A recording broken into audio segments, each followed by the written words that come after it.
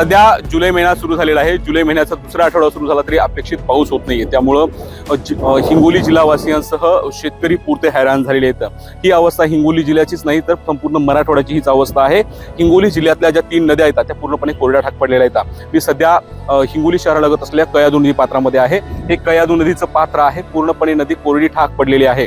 आपण ही बघू शकता, दूर दूर पर्यंत कयाधू नदीचं जे पाणी या नदीमध्ये असणं अपेक्षित होतं, परंतु कयाधू नदीमध्ये पाणीच नाहीये, त्यामुळं दूरदूरपर्यंत आपल्याला या नदीचं वाळवंट झाल्याचं आपल्या ठिकाणी पाहायला मिळतंय।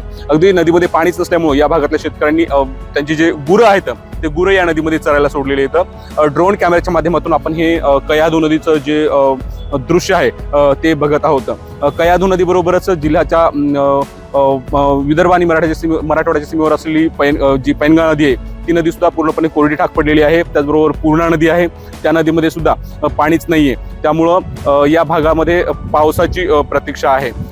जे धरणं येतं हिंगोली जिल्ह्यामध्ये 3 धरणं येतं, त्यामध्ये इसापूर धरण आहे, त्या धरणाची पाणी पातळी वाढलेली नाहीये। ते पाणी सामता 46% त्या धरणामध्ये, इसापूर धरणामध्ये पाणी आहे।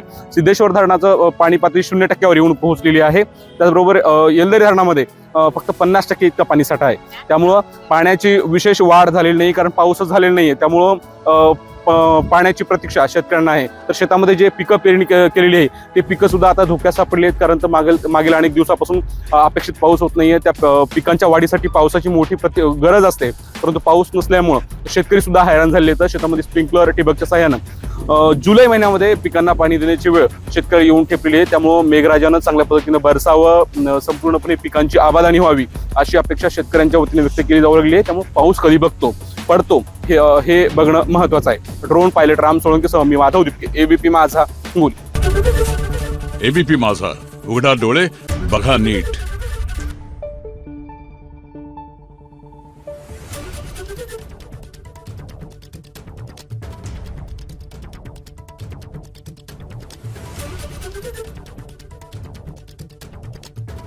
Thank you.